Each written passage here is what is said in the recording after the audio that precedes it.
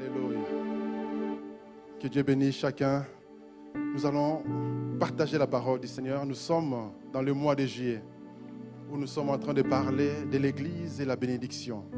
Est-ce que quelqu'un croit qu'il est béni ce matin? Nous sommes le peuple béni. La bénédiction ne dépend pas de l'état de ton compte en banque. Même si ton compte est dans le négatif, la bénédiction est spirituelle. La Bible dit que nous sommes bénis de toutes sortes de bénédictions spirituelles dans le lieu céleste. Et nous ne sommes pas bénis parce qu'on a pratiqué des bonnes œuvres. Nous ne sommes pas bénis parce qu'on a fait quoi que ce soit. Mais si nous sommes bénis parce que nous appartenons à une nation. Nous sommes la nation sainte. Nous appartenons à un peuple. Nous sommes le peuple de Dieu. Nous sommes l'Église. Est-ce que quelqu'un le croit? Yes. Alléluia. Dans Actes 3, 25, la Bible dit que vous êtes les héritiers des prophètes. J'ai lu la version second 21. Vous êtes des héritiers des prophètes et de l'alliance que Dieu a conclue avec nos ancêtres en disant à Abraham, toutes les familles de la terre sont bénies en ta descendance. Amen. Nous sommes des descendants d'Abraham. Même si tu ne ressembles pas à Abraham. Mais en Christ, la Bible dit que Christ s'est fait malédiction pour que nous soyons bénis, pour que nous entrons dans la bénédiction d'Abraham. Amen. Je vous prie de bien vouloir vous asseoir. Alléluia. Nous sommes l'Église. La première fois que le mot Église a été prononcé, c'était dans Matthieu 16. Et c'était Pierre qui avait répondu à la question de Jésus. Jésus posait la question à ses disciples, qui suis-je, moi le Fils de l'homme? Ils ont commencé à spéculer. C'est comme si je venais ici, je disais, qui suis-je? Il y en a qui diront que, les plus jeunes diront, c'est le papa d'Elisha, de Moshe, de Nathaniel. Il y en a qui diront, c'est le mari de Judith. Il y en a qui diront, c'est le fils de monsieur tel. Il y en a qui diront, c'est le frère de tel. Il y en a qui diront, il prie à El Shaddai. Il y en a qui diront, je l'ai déjà vu. D'autres diront, il est informaticien. Toutes sortes de choses. Ça peut être bien. Alors, qui est Jésus? C'est une question qui peut nous être posée aujourd'hui. Parce qu'on vient à l'église. Nous prions, mais qui est Jésus? Et Pierre, sous l'inspiration du Saint-Esprit, il a dit, tu es le Christ, le Fils du Dieu vivant. Il n'a pas dit, tu es Jésus, fils de Joseph. Il n'a pas dit, tu es Jésus, fils de Marie. Mais il a dit, tu es le Christ, le Messie. Quand on dit Messie, c'est un mot dangereux pour les Juifs. Parce que lorsqu'on parlait du Messie, on parlait du roi oint. On parlait de celui qui devait venir rétablir toutes choses. Celui qui devait régner sur le trône de David. C'est lui le Messie, le sauveur du monde. Donc pour les Juifs, ils pensaient à un roi militaire qui devait venir avec une armée céleste pour libérer Israël contre l'oppression des Romains et établir le royaume de Dieu. Mais ils étaient confus parce qu'ils ont vu un agneau. Ils ont vu quelqu'un qui ne ressemblait à rien du tout. Il n'avait pas la beauté pour attirer les regards. Il était simple comme un simple homme. Il est venu simplement, il a enseigné, il a prêché un message qui était différent du message qui était prêché à l'époque. À l'époque, c'était la rigueur. C'était le message des pharisiens. Il fallait obéir à la loi. Il fallait obéir à la loi et à la lettre. C'était vraiment la religion pure et dure. Et c'était difficile. Les gens étaient hypocrites. Et même les pharisiens qui contrôlaient la loi étaient les premiers hypocrites. Mais Jésus est venu avec un message d'amour pour dire que il ne faut pas regarder à l'apparence. Le plus important, c'est la relation avec Dieu. C'est avoir un cœur qui aime le Seigneur.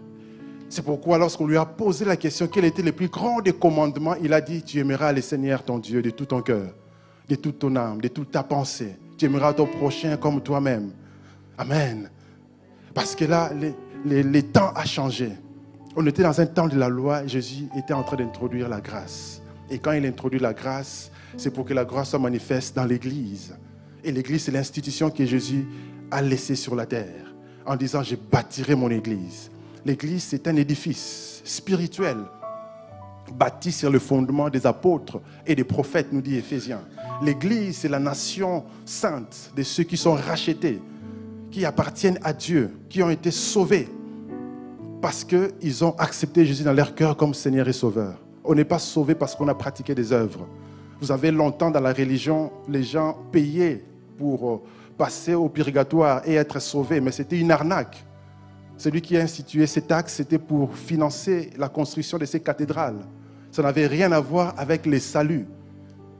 Mais lorsque quelqu'un qui cherchait Dieu réellement, il y avait un moine qui cherchait Dieu de tout son cœur. Il cherchait Dieu, il priait, il posait des questions et il dérangeait tout le monde. Les gens ne se posaient pas des questions, mais lui s'est posé des questions. Il se disait, mais comment est-ce qu'on doit être sauvé? Oh, on lui dit, mais fais ce que tout le monde fait. Vas-y, mets-toi à genoux, fais des flagellations, fais tout ce qu'on doit faire là. Il fait tout ça, mais il n'est pas tranquille. Il dit, mais ce n'est pas possible. Il dérangeait tellement qu'on lui a dit, va donner cours. Comme ça, il sera occupé, il doit étudier pour donner cours. Il va donner cours, il étudie la Bible. Pour une fois, il ouvre la Bible, il se rend compte que ce qu'on leur dit et ce qui est écrit, c'est différent. Alors, il s'est mis à écrire des thèses. Et c'était la révolution. C'était la réforme. C'était Luther, Martin Luther, et qui a réformé des choses. Parce qu'il a compris qu'on est sauvé par la foi et non par les œuvres. Nous sommes sauvés par la foi, par la grâce au moyen de la foi. C'est par la foi, il suffit de croire. Il n'y a rien à payer, c'est gratuit, il suffit de croire. Et quand on croit, on est sauvé. Et quand on croit, on le confesse. On le dit simplement. Il suffit de dire, Seigneur Jésus, viens dans mon cœur, je t'accepte. Sois mon Seigneur, sois mon Sauveur. Pardonne mes péchés. C'est gratuit, il suffit de les confesser.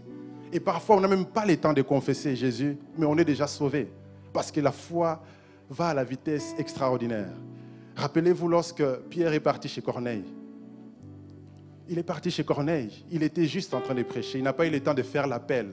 Qui veut recevoir Jésus? Déjà, ils étaient sauvés et ils sont même baptisés du Saint-Esprit. Ils commençaient à prier en langue. C'était extraordinaire. Pour montrer à quel point la foi, c'est extraordinaire. Parce qu'il y a des gens qui ne pourront plus parler. Il est dans les comas. Mais pendant que tu parles, il écoute, il croit. Et il est sauvé. C'est pourquoi, frères et sœurs, n'arrêtons pas de parler de Jésus. Parce que lorsque les gens sont sauvés, maintenant ils vont rentrer dans l'église. Et l'église n'est pas les bâtiments ici. C'est un édifice spirituel. Ça veut dire que ça dépasse les frontières. Ça dépasse cet endroit. Ça nous dépasse nous tous. C'est pourquoi même les théologiens parlent du corps mystique de Jésus. Pour montrer que les saints qui sont présents, les saints qui sont déjà morts et les saints qui vont naître, nous tous là, nous appartenons. Tous ceux qui croiront appartiennent à cet ensemble qu'on appelle l'église. Amen. Et donc l'église, ce mot vient du grec ecclésis, pour montrer que c'est l'ensemble des gens qui sont appelés hors d'eux. Ecclésia, appelés hors d'eux. Donc c'est un mot qui est politique. Ça vient du grec. À l'époque de la Grèce antique, il y avait l'assemblée des sénateurs, des politiciens, des dignitaires, de l'élite. Ils se réunissaient hors de la ville pour décider, pour prendre des décisions. Et on appelait cette assemblée l'Ecclésia. Et Jésus lui aussi, il dit, moi aussi, je vais bâtir mon Ecclésia. Moi aussi, je vais bâtir. Ça veut dire que nous tous, on est l'Église, nous sommes appelés hors d'eux, hors du monde. On était dans toutes sortes de choses. Chacun a un témoignage de sa conversion. Il y en a qui ont grandi dans l'Église, gloire au Seigneur. Mais il y en a d'autres qui vivaient une vie totalement dans le péché. Mais le Seigneur nous a appelés hors d'eux pour que nous faisions partie de son Église, pour appartenir à l'Église. Et l'Église a une mission. C'est pourquoi Jésus avait dit, je vous envoie, allez, faites de toutes les nations les disciples. Ça veut dire qu'on doit aller dans des nations. Lorsqu'on parle des nations, ce n'est pas forcément les Balouba, les Belges, les Flamands, les Wallons. Ce n'est pas ça. Lorsqu'on parle des nations, c'est le mot ethnos. Ça veut dire tout simplement les gens qui parlent le même langage. Ça veut dire que les informaticiens, c'est aussi une nation. Lorsque tu es dans le monde des sports, tu pratiques les sports, Dieu t'appelle à aller dans cette nation, parmi les sportifs, à montrer, à manifester la lumière, à les gagner et à les ramener dans l'église. Quelqu'un d'autre pourrait travailler dans les milieux médicaux. Et Dieu t'appelle là-bas pour aussi être la lumière du monde, pour amener la lumière, le salut. Amen. Donc l'église, c'est tout cet ensemble. Maintenant, l'église est la bénédiction. Aujourd'hui, je vais parler de cette analogie du réseau et de la connexion pour parler de l'église et de cette bénédiction. Parce que dans le monde, il y a des réseaux partout. On parle des réseaux des hommes d'affaires. On parle des réseaux de la mafia. Et c'est l'un des meilleurs réseaux d'ailleurs. Ils sont très très forts. Ils n'ont pas la technologie.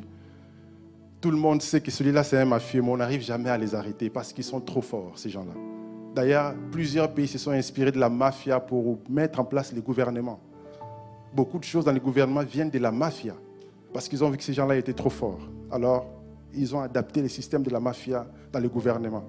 C'est pour ça que, bon, on est sur Internet. Mais l'un des plus grands voleurs, c'est les gouvernements, avec les impôts et les taxes. C'est vrai. Tu gagnes ton argent, on retire l'impôt. À la source, on ne te demande pas la permission. Tu veux dépenser, on te les retire, TVA. Tu veux l'épargner, on te les retire. Tu investis, tu as des dividendes, on te les retire aussi. Tu meurs, tu laisses un héritage, on retire. C'est la mafia. Mais nous, nous appartenons à la nation de Dieu. Dieu ne demande pas au-delà de 10%. Mais lorsque j'étais dans le pays à côté ici, la première fois que j'ai travaillé, quand j'ai eu mon premier salaire, j'ai failli pleurer. J'ai regardé le brut, j'ai regardé les nets. J'ai dit, mais c'est une arnaque, c'est pas possible. Plus de la moitié de l'argent est parti, sans demander la permission. Waouh! Donc, l'église, c'est aussi un réseau. Amen. Je vais vous expliquer l'analogie des réseaux. Ça va nous aider à comprendre notre rôle dans ce monde et entre nous en tant que frères et sœurs, parce que nous appartenons à une famille. Johan, le week-end dernier, le pasteur Johan a eu le temps d'expliquer, de parler de l'héritage, de la transmission, de toutes ces choses. Et aujourd'hui, je vais illustrer l'église et la bénédiction par rapport au réseau. Alors, lorsqu'on parle du réseau, on parle de la communication, on parle des connexions, on parle des échanges. Dans un réseau, il y a des échanges. Les réseaux informatiques, par exemple, il y a des échanges.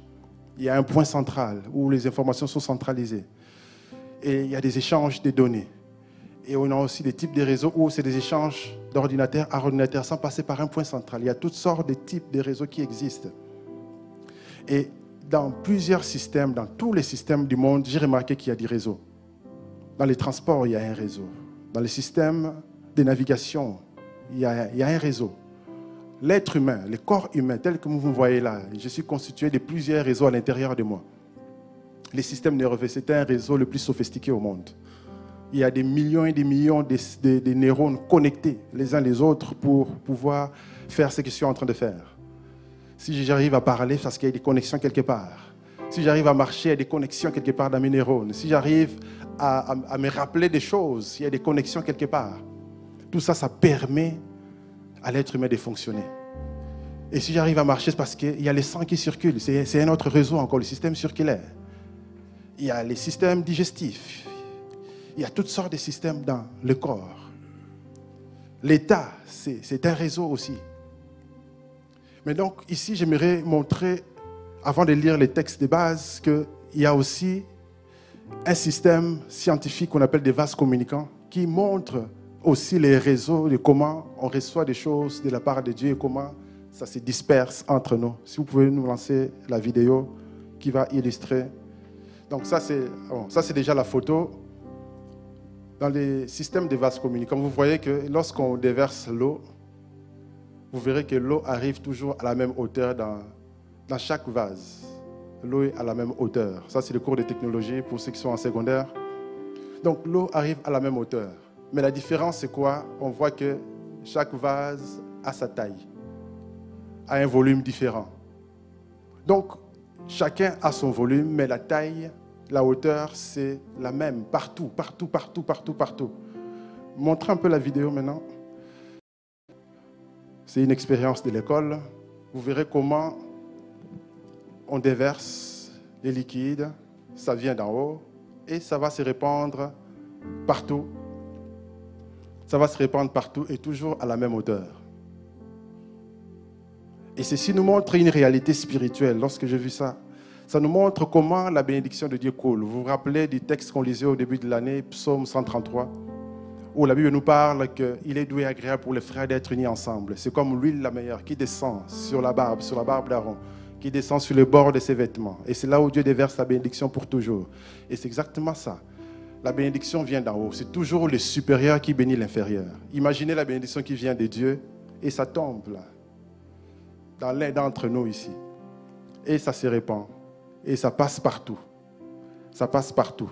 Et ça touche chaque personne connectée dans les réseaux. Ça touche chaque personne et toujours à la même hauteur. Pour montrer que quand Dieu bénit l'un, en réalité, je suis moi aussi béni parce qu'on est connectés. C'est des vases communicants. On est dans la même famille spirituelle. Nous sommes des enfants de Dieu. La bénédiction touche l'autre encore. Il vient témoigner. Dieu m'a béni. J'ai créé une entreprise de plusieurs millions. Gloire au Seigneur. Ça veut dire que dans mes connexions, il y a un millionnaire. Ça veut dire que je suis le prochain millionnaire. C'est des vases communicants. L'autre vient là. Oh, Dieu m'a béni. J'ai des triplés. Si tu étais encore stérile, ça veut dire quoi? Tu es la prochaine à avoir des triplés. Parce que la bénédiction qui coule, ça communique partout. Ça nous touche, nous tous. On est bénis à la même hauteur toujours. Maintenant, qu'est-ce qu'il faut faire si tu veux encore plus? Il faut augmenter les volumes. C'est le vase qui a plus de volume qui reçoit encore plus. Et le volume spirituel, vous vous rappelez, la dernière fois que j'ai prêché, où je vous illustrais comment, lorsqu'on a soif, au plus on a soif, au plus on déverse sur nous l'eau. Et au plus on grandit dans les choses spirituelles, au plus notre vase grandit. Ça veut dire que ça, c'est la croissance spirituelle. Au plus on grandit spirituellement, au plus on reçoit des choses, et encore et encore. Parfois, on a l'impression qu'on a juste peu de choses parce que spirituellement, on n'a pas encore pris du volume. C'est pour ça qu'il faut grandir spirituellement. Au plus on va grandir, au plus, par rapport à la bénédiction, le volume va s'agrandir, s'agrandir, s'agrandir, et on continuera à recevoir la bénédiction. On continuera à recevoir, et la bénédiction se communique, c'est comme un flux, et ça passe, ça touche l'un, ça touche l'autre, et on est tous bénis. C'est pourquoi lorsqu'on comprend ça, on n'a pas besoin d'être jaloux. On n'a pas besoin de jalouser qui que ce soit, parce que la bénédiction touche nous tous. On reçoit la bénédiction. Même si c'est un frère qui le reçoit, ça veut dire que ça va me toucher aussi. Si ça descend dans l'église, ça nous touche nous tous. Chacun est béni, parce que nous appartenons à la même famille et nous sommes connectés à un réseau. On ne reçoit plus rien lorsqu'on bouche les vases. Si le vase est bouché, il n'y a plus rien qui va rentrer. Et ça, c'est l'état des gens qui sont bloqués parce que voilà, il est en colère contre quelqu'un, il a des mauvais sentiments, il se dit je vais peut-être quitter, il y en a marre, blablabla. Quand on est dans ce genre de sentiments, on se bloque. Quand la bénédiction arrive, le cœur est fermé, on ne reçoit plus rien du tout. Et ça, c'est à cause souvent de l'amertume, à cause des choses qu'il y a dans le cœur. C'est pour ça que c'est important. Lorsque j'ai prêché la dernière fois, je disais comment on doit se laisser aller dans la présence de Dieu. Au plus on ouvre le cœur, au plus Dieu déverse sur nous. Et au plus Dieu va déverser, même s'il y avait des mauvaises choses, ça va partir. Vous vous rappelez de l'illustration, ceux qui étaient là au deuxième culte. Et c'est exactement ce qui se passe. C'est pourquoi c'est important de comprendre cela. Donc il ne faut surtout pas se boucher, se fermer, il faut s'ouvrir. Il ne faut pas croire que les voisins, les frères à côté, c'est peut-être un sorcier, mais regarde mal. Oh non, je n'ai pas aimé comment il m'a regardé. Oh non, je n'ai pas aimé. S'il y a un problème, il faut les régler. Sinon, on se bloque. Amen. Et regardez maintenant, l'Esprit de Dieu, on avait vu dans Ézéchiel 47, était illustré comme le torrent. Aujourd'hui, on va parler du fleuve. C'est toujours la même réalité spirituelle. On peut appeler ça fleuve, torrent, c'est la même chose. Il y en a qui disent rivière même, ou ruisseau, mais c'est la même réalité spirituelle. Dans Psaume 46, versets 4 à 5. Ici, on va voir comment il y a une lutte entre le fleuve et les vagues de la mer, la tempête. Dans Psaume 46, la Bible dit « Quand les flots des mers mugissent, écument, se soulèvent jusqu'à faire trembler les montagnes. » La Bible dit « Il est un fleuve dont le courant réjouisse la cité de Dieu, les sanctuaires des demeures du Très-Haut. Dieu est au milieu d'elle, elle n'est point ébranlée. Dieu est la secours de l'aube du matin. » Les flots de mer en train de gronder, d'écumer, il y a du bruit, ça fait peur. Je ne sais pas si vous avez déjà été... Bon, ici, la mer du Nord est tranquille. Au Congo, par exemple, on est à l'océan Atlantique. Les jours où j'ai été face à la mer, ça m'avait franchement époustouflé. Il y avait des vagues, ça faisait un bruit. J'avais l'impression qu'il y avait des camions qui passaient, des vagues, à chaque fois. Et vous avez l'impression que la mer va tomber sur vous. On a l'impression que la mer est en hauteur. Et il y a du bruit des vagues. Et ça, c'est des vagues. Parfois, c'est des tempêtes, c'est des problèmes de la vie. Mais pendant qu'il y a des vagues, des grondements, La Bible dit quoi dans le verset 5? Il est un fleuve, dans Psaume 46. Il est un fleuve dont le courant réjouit la cité des dieux. Le Saint-Esprit agit comme un fleuve. Au Congo, par exemple, le fleuve Congo, c'est l'un des fleuves les plus rapides. Quand vous regardez le fleuve, il est tellement énorme. Ça a l'air calme. On ne voit pas, on n'entend pas de bruit. C'est calme et il n'y a que l'eau qui passe. Mais en réalité, quand vous allez en profondeur, ça va très vite. Si vous ne savez pas nager, il ne faut même pas oser. C'est baigner à côté, ça va vous emporter. C'est ça le fleuve. Le fleuve est tranquille, calme. Et c'est toujours ça, au fait. Là où l'Esprit de Dieu agit souvent, c'est dans le calme. Le Saint-Esprit aime le calme. Si vous voulez expérimenter les choses de l'Esprit, commencez, quand vous priez, il faut à un moment donné rester calme, dans le calme. Commencez maintenant à méditer, commencez à penser à ce que vous avez lu dans la Bible. Vous allez commencer à expérimenter des choses de l'Esprit. Parce que l'Esprit de Dieu agit dans le calme. Et le fleuve est calme, les torrents des vies. Et c'est dans le calme que Dieu agit. Et ici, on voit vraiment qu'il y a une différence entre le flot des mers. Ça fait du bruit, ça gronde, mais le torrent est rapide et il est calme. L'eau du torrent est douce. L'eau, elle est douce, on peut la boire, mais l'eau de la mer, elle est salée. On ne peut pas la boire. C'est pour ça qu'ici, l'Esprit de Dieu agit comme un fleuve. Regardez ce passage d'Ésaïe. Dans Ésaïe 59, c'est un passage qu'on utilise un peu mal. La Bible dit quoi? On craindra les noms de l'Éternel depuis l'Occident et la gloire depuis le soleil levant. Quand l'ennemi viendra, comme un fleuve, l'Esprit de l'Éternel les mettra en fuite. Ça, c'est la version Louis II. Quand on lit ça comme ça, on croit que l'ennemi vient comme un fleuve. Mais regardez, en réalité, on avait placé la virgule au mauvais endroit. La version second 21 dit: on craindra les noms de l'Éternel à l'ouest et sa gloire à l'est. Quand l'adversaire surgira, virgule, pareil à un fleuve, virgule, l'Esprit de l'Éternel les mettra en fuite. C'est pour montrer que l'ennemi surgit. Mais comme un fleuve, l'Esprit de Dieu vient. Et l'ennemi se met en fuite. L'Esprit vient comme un fleuve, l'Esprit de Dieu. Ce n'est pas l'ennemi qui vient comme un fleuve, mais c'est l'Esprit de Dieu qui vient comme un fleuve. C'est pour ça qu'on a chanté ces chants, les torrents. L'Esprit vient comme un torrent, comme un fleuve. Et il va déverser sur nous la grâce, la bénédiction. Comme on avait vu dans Ézéchiel 47, l'eau qui sort du temple. Et l'eau devient un torrent, ensuite 2 torrents. Et partout où l'eau arrive, il assainit la mer qui était salée, la mer morte, salée, impossible à boire, impossible même que les poissons poussent. On voit qu'il y a la production de poissons dans la mer morte. On voit qu'il y a la vie.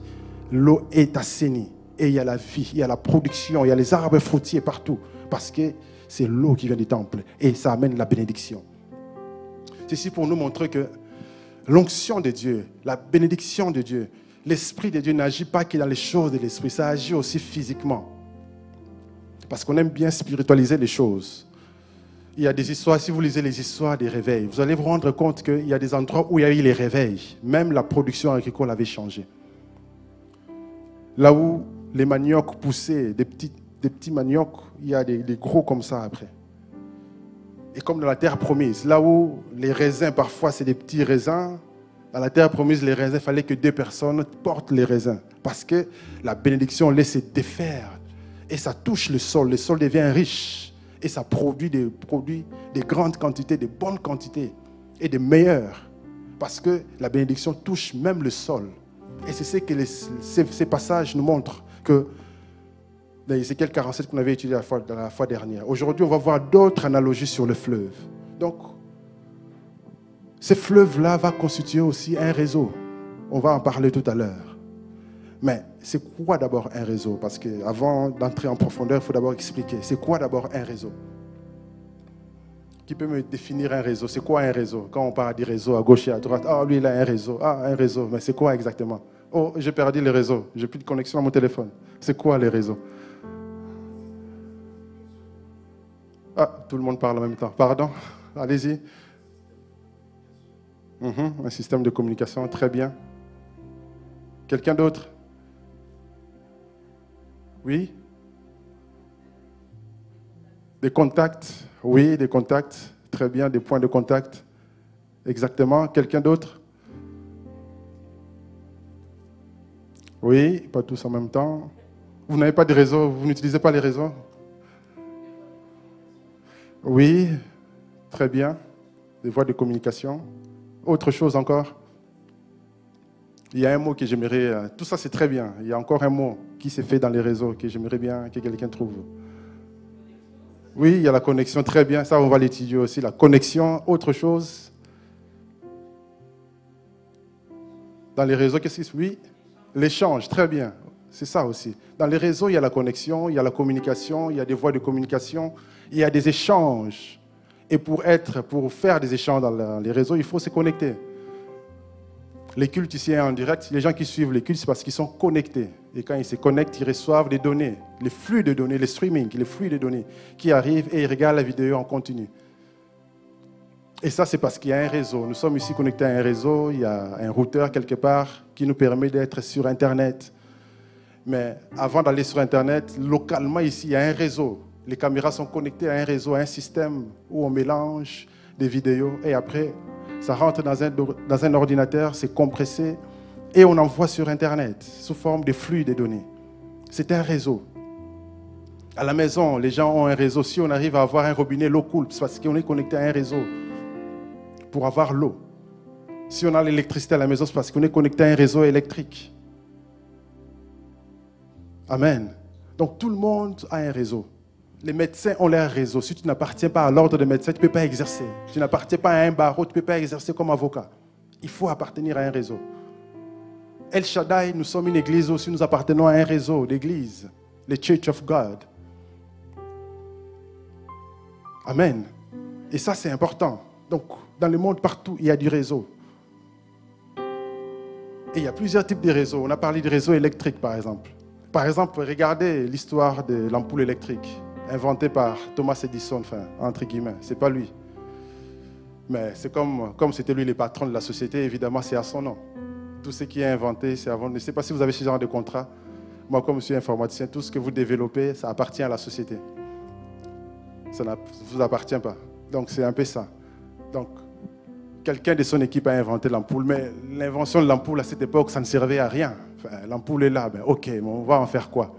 Il n'y avait pas de réseau électrique. Les maisons n'étaient pas connectées à l'électricité, ça ne servait à rien du tout. Mais comme Edison était un visionnaire, il avait déjà vu des réseaux de télégraphie à l'époque, des radios, il s'est dit, mais tiens, si j'ai fait la même chose avec l'électricité.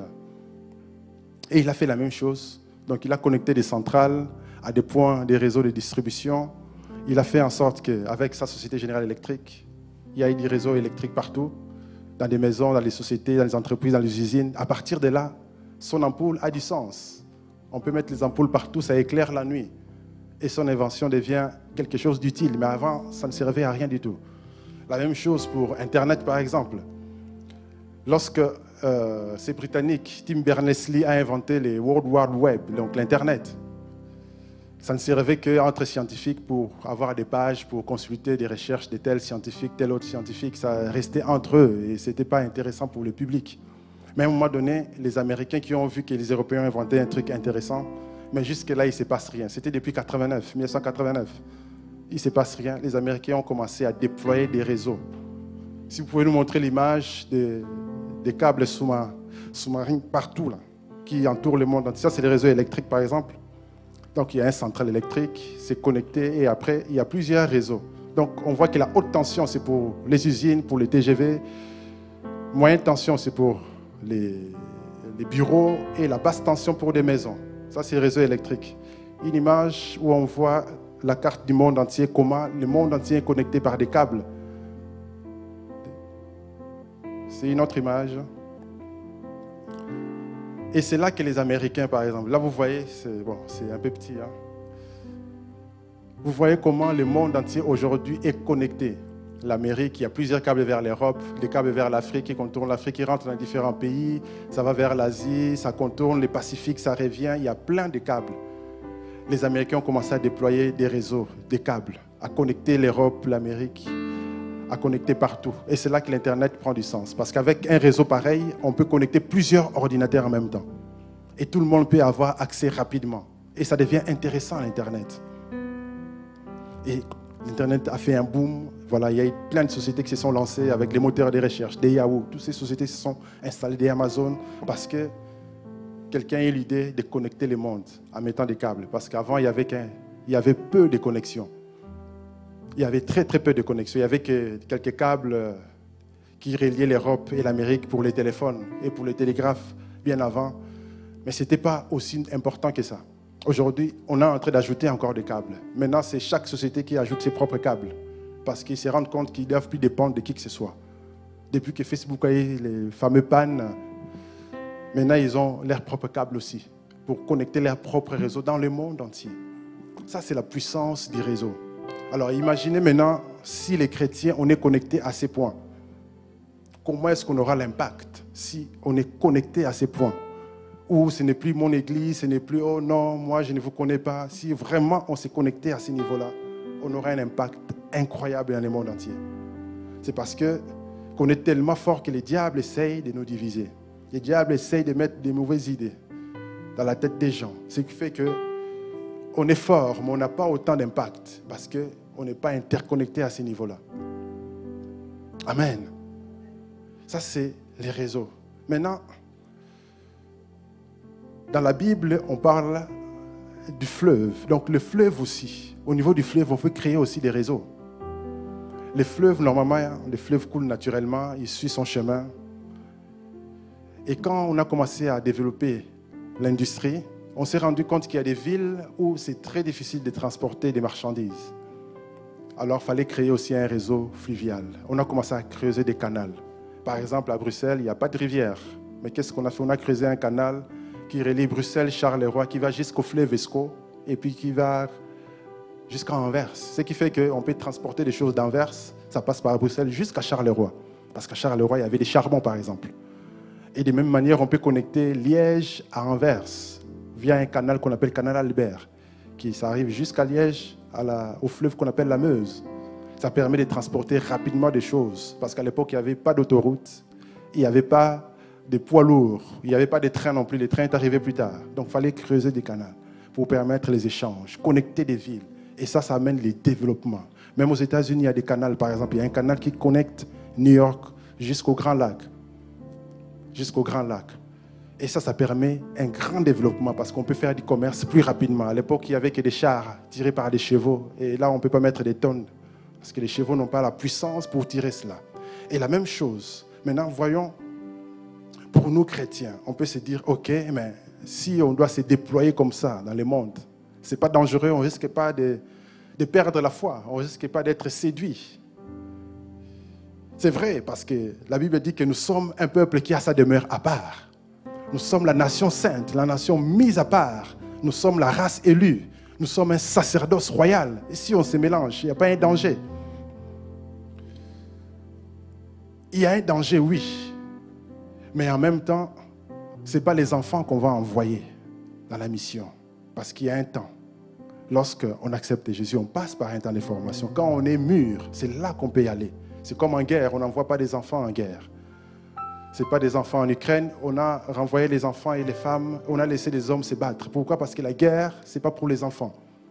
La guerre, c'est pour les grands. C'est pour ceux qui savent combattre, ceux qui ont le mental, ceux qui savent manier les armes. Donc c'est pourquoi Jésus disait à ses disciples, allez. Il ne leur a pas dit d'aller lorsqu'il leur avait pris, il commençait à leur enseigner. C'était lorsqu'il a fini la mission, il était ressuscité. C'est à ce moment-là qu'il leur a dit, allez. Donc ça veut dire que dans les réseaux, lorsqu'il faudra étendre les réseaux, ce n'est pas maintenant, là je viens d'accepter Jésus et j'entre dans les réseaux. Il faut prendre le temps de se former d'abord. Il faut prendre le temps d'être mûr, de devenir fort, de grandir. Et c'est là qu'on peut aller en mission. C'est là qu'on peut rentrer en mission. C'est là qu'on peut étendre les réseaux et s'infiltrer dans le monde. Je ne sais pas si vous connaissez cette église d'Ukraine. Pour le moment, c'est la guerre, donc l'église est fermée pour le moment. L'église du pasteur Sandé Adeladj. Je ne sais pas si on va dire c'était où, c'est la plus grande église de l'Europe. Pour le moment, bon, c'est la guerre en Ukraine, il n'y a plus rien. Et le pasteur Sandé était venu témoigner à la convention à Bruxelles. Comment son église avait de l'influence dans les pays. L'église avait de l'influence parce que dans leur église, ils ont travaillé de sorte que ils ne font pas de croisades d'évangélisation. Ça veut dire que si on veut toucher les gens d'un certain milieu, on va créer des ONG pour aller vers ces milieux-là, faire des bénévolats, faire des actions vers les gens. Et c'est comme ça qu'ils gagnaient des gens, ils les ramenaient à l'église. Et c'est comme ça qu'ils ont pu mettre en place, par exemple, un parti politique chrétien qui avait plus de la moitié du Parlement. Ils avaient un maire de la ville qui était chrétien, quelqu'un de leur église. Donc, ils avaient de l'influence dans le pays. C'était extraordinaire. Comment ils ont réussi à faire ça? C'est parce qu'ils ont infiltré les pays.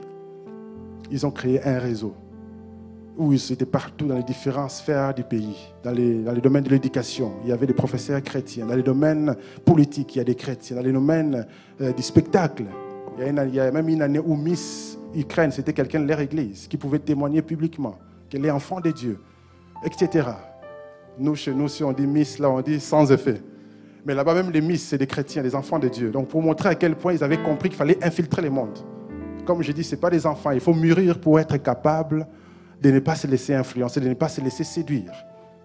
Donc, c'est toujours avec stratégie. Et pourquoi ils arrivent à faire ça? Parce que Jésus avait donné l'ordre. Soyez les sels de la terre, la lumière du monde. Les sels de la terre, la lumière du monde. Les sels se mélangent dans la nourriture. On ne peut pas mettre les sels à côté. Tu ne peux pas manger la nourriture ici, les sels là-bas. Non, ça se mélange. Et quand ça se mélange, on ne voit plus les sels. On mange la nourriture et on sent le goût.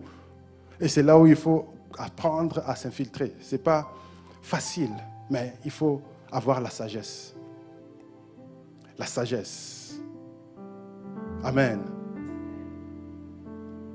Alors, pour bénéficier de ces réseaux, maintenant, pour nous chrétiens, on va se rendre compte que notre réseau est différent. Ce n'est pas comme les réseaux qu'on a vus ici. Les réseaux du monde, c'est souvent, il y a un point central qui centralise des données. Et après, les données sont dispatchées à gauche et à droite. Aujourd'hui, dans l'Internet, on parle de la blockchain. Ça veut dire que c'est un réseau qui est décentralisé. Il n'y a pas un point central. Les échanges se font sans avoir dépendre d'un point central. Et c'est pour ça que ça cartonne aujourd'hui, parce que les gens en ont marre de dépendre des banques centrales qui manipulent l'économie. Et donc, les réseaux maintenant chrétiens, nous, enfants de Dieu, comment est-ce que ça fonctionne? Est-ce que je peux avoir 4 personnes ici, s'il vous plaît? 4 personnes rapidement, je vais illustrer comment ça fonctionne. Pas tous à la fois. Donc, on va voir que les réseaux, bon, lui, c'est le plus grand, lui, il va représenter Dieu. Une autre personne encore. Toi, tu représentes l'Église. Toi, l'enfant de Dieu chrétien. Et un autre chrétien. Donc, formez un cercle. Vous pouvez former un cercle, s'il vous plaît, et une personne au milieu. Toi, tu représentes les chrétiens, mais toi au milieu. Toi, c'est l'Église ici. Formez un cercle. Et la chrétienne au milieu. Un cercle. Voilà. Voilà, toi, tu es au milieu. Voilà. Allez-y. Voilà. Maintenant, pour nous, chrétiens, dans notre réseau, les échanges ne sont pas comme dans le monde. Par exemple, lui, il joue le rôle de Dieu. Comme on l'a vu dans les vases communicants. Il va envoyer la bénédiction. Il peut envoyer la bénédiction directement à l'enfant de Dieu qui est là. Elle reçoit la bénédiction. Tout comme la bénédiction peut tomber d'abord dans l'église. Et ensuite, ça descend sur les enfants de Dieu qui sont là. Dieu peut envoyer directement à elle, mais il ne faut pas qu'elle retienne tout. Il faut que ça touche aussi les frères qui est là. Et quand ça touche aussi l'église en même temps.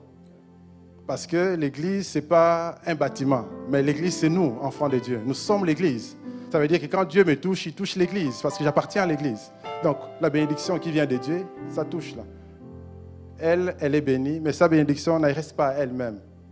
Ça touche Papa Diaf, qui est enfant de Dieu. Ça touche l'église qui est là. Ça touche tout le monde. Dieu peut directement déverser la bénédiction aussi, ici, directement à l'église. Et ça touche tous les chrétiens directement. Dieu peut déverser la bénédiction aussi à Papa Diaf directement. Chrétien, ça touche la chrétienne, ça touche l'église, ça touche tout le monde. Et c'est comme ça circule. Donc c'est un réseau multidimensionnel. Il ne faut jamais dire, ces frères-là, je ne lui parlerai plus jamais. Tu bloques. Tu bloques les réseaux.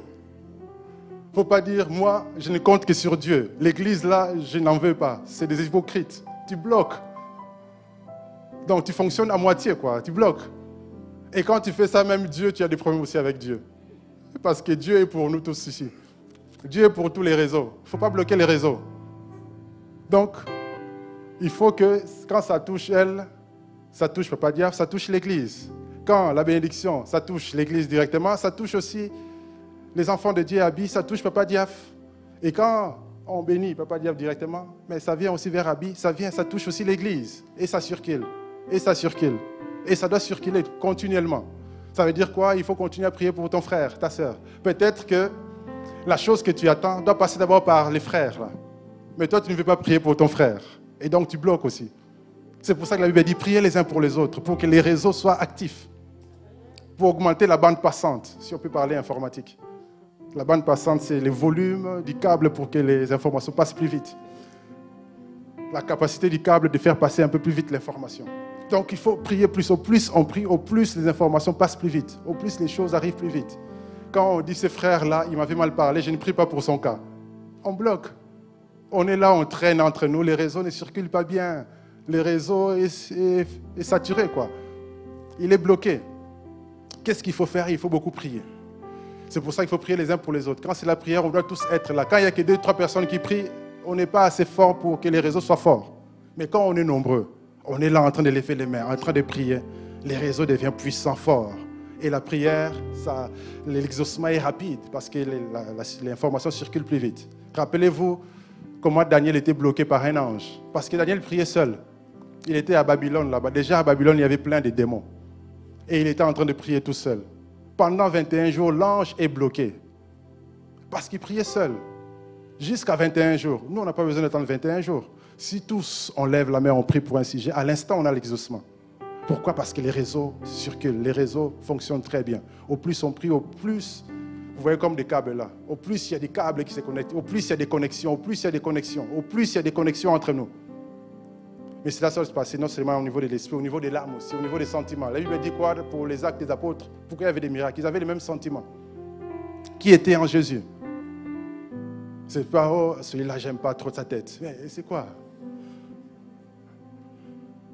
Oh, il m'a mal regardé. Tout ça, ça bloque. C'est pour ça qu'il faut que les réseaux fonctionnent. Amen. C'était ça l'illustration. Que Dieu vous bénisse. Il faut qu'on soit conscient de ça. Le temps est passé. Je parlerai des 4 points au deuxième culte parce que je n'ai plus le temps de développer les 4 points. Malheureusement, le temps passe trop vite. J'allais vous parler maintenant du 4 fleuves. Les 4 fleuves du jardin d'Éden. En Éden aussi, il y avait 4 fleuves qui formaient un réseau, qui faisait que l'Éden était irrigué. L'Éden, il y avait la prospérité. En Éden, il y avait l'abondance qu'on n'a jamais eue sur la terre, parce c'était arrosé par 4 fleuves qui formaient un réseau. Ce qui fait qu'Adam et Ève étaient dans l'abondance. Ils vivaient des choses extraordinaires. Ça, c'est pour le deuxième culte. Amen. Lèvons-nous, nous allons prier. Alléluia.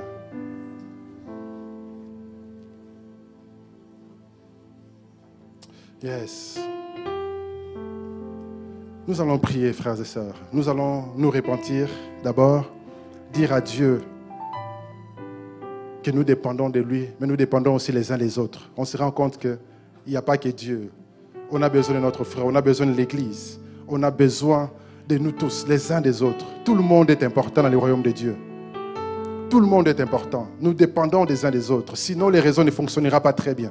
Sinon, on va rater des opportunités. Sinon, on va retarder des choses. Prions que Dieu, repentons-nous, que Dieu puisse nous pardonner. L'équipe de louange, vous pouvez venir, s'il vous plaît. Prions que Dieu puisse agir en nous. Si on a été blessé, il est temps de pardonner et de recevoir la guérison de l'âme. Si on n'arrivait pas à prier les uns pour les autres, il est temps qu'on prie les uns pour les autres. Commençons à prier, à parler à Dieu. Commençons à prier, à parler à Dieu. Pendant ce temps, l'équipe de louange nous conduit dans ces chants, les torrents d'amour.